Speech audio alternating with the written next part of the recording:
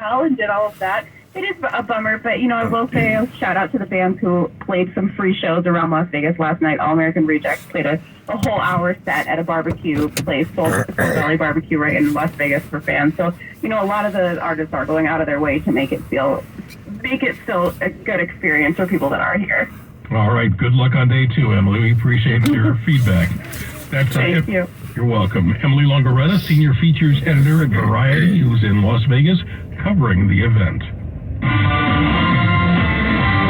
Time check business news at 8:25. Here's Bloomberg's Charlie Pellet. Flying taxis have taken another step forward, with Delta Airlines making a $60 million investment in Joby Aviation. It does fly vertically. It's electric powered. They say it's quieter than a traditional helicopter. Alan Levin covers the industry for Bloomberg News, and he says the aim is to whisk a small number of passengers directly to the airport. It could be a huge boon if you could hop over all that traffic and land somewhere near the terminal and go right to your gate. And eventually, this will mean autonomous flights. All the operators want to make them pilotless, and I should say there's going to be a human monitoring it on the ground.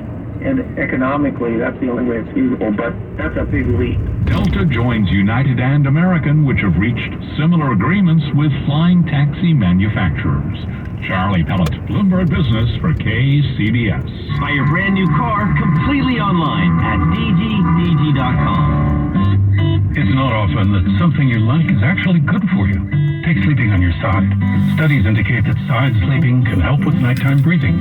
At European Sleepworks, they have many options to help side sleepers create the comfort and stability they need, from their unique contoured mattresses to their patented custom-fit oxygen pillows. After all, for over 50 years, they've been working on your side, and that's a good thing. European Sleepworks at Adeline and Ashby in Berkeley, or online at sleepworks.com. Hi, this is Brian Bakhtiari, Executive Manager of Stevens Creek Subaru. Fall is one of our favorite seasons at Stevens Creek Subaru. With our kids back in school, football back in action, and the weather starting to change, it's a great time to be in the Bay Area. Speaking of change, the all-new refreshed 2023 Outback Legacy and Ascents are here. With updated styling, best-in-class safety ratings, and go-anywhere ability, you owe it to yourself to see what's new at Stevens Creek Subaru. If you need another reason, how about the Bay Area's best cup of coffee? Come and talk to our Subaristas at the Wilderness Cafe. Whether you're looking to buy a new or certified pre-owned Subaru, service your car, or just looking for your new favorite cup of coffee, Stevens Creek Subaru is the Bay Area's preferred destination. We're easy to find on Stevens Creek Boulevard, just off of Winchester, near Santana Row in San Jose, or online at StevensCreekSubaru.com. That's StevensCreekSubaru.com. And remember, buckle up and drive safely. Does your heart long to wander? To encounter colorful creatures from the deep blue sea and amazing animals from the Amazon and beyond? Feed your wild heart and travel the world right here in San Francisco. Make your reservation to the California Academy of Sciences at calacademy.org. See rare specimens, ancient fossils, and more at our new exhibit, Hidden Wonders. I used to get frequent heartburn at night, so I made Prilosec OTC part of my morning routine. One pill in the morning, 24 hours, zero heartburn with Prilosec OTC. It's possible while taking Prilosec OTC. Use as directed for 14 days to treat frequent heartburn, not for immediate relief. Here's Ted with a check on traffic. Yeah, we are looking very good out there. Not a whole lot out to slow you down, so enjoy the wide open roadways while they last. Get traffic information 24/7 on our Twitter feed at KCBS AM/FM Traffic from the traffic leader, KCBS. Thanks, Dad. And the KCBS Bay Area weather forecast is going to be a nice day today. Plenty of sunshine, breezy conditions, and high temperatures in the low 70s. Traffic and weather together on the 8th on KCBS. What do you have for us today, Charlotte? Charlotte is the little sister of the Tooth Fairy. Charlotte is the Junk Fairy. If you have stuff in your shed that you haven't used in the past 12 months, Yes? you're not storing stuff, you've got junk. Turn your storage shed into a shed that you can use again. Give yourself some space to maneuver. Call 1-800-GOT-JUNK. We make junk disappear. All you have to do is point.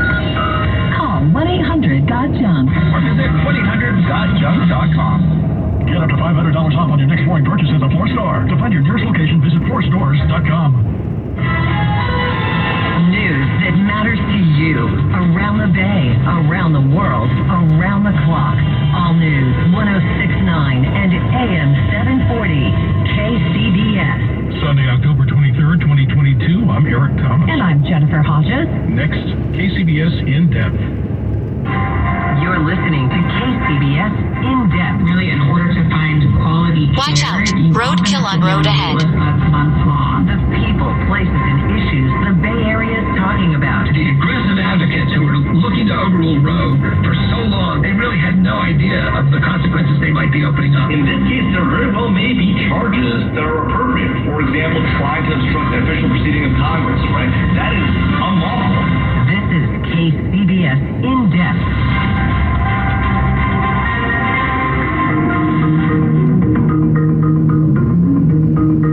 It's a move that could signal a more optimistic pandemic outlook from California leadership. Earlier this past week, Governor Newsom said that he's getting ready to drop the state's COVID state of emergency, which he first declared all the way back in 2020 when the virus was first starting to spread. So, how close are we to that long-awaited new normal? Welcome to KCBS In Depth, broadcasting throughout the Bay Area and streaming on the Odyssey app. I'm Keith Manconi. Today on the program, we've sort of been getting mixed signals on the COVID front in recent months. On the one hand, we have the hopeful statements from politicians like Governor Newsom and President Biden, who just a few weeks ago declared that this pandemic is over.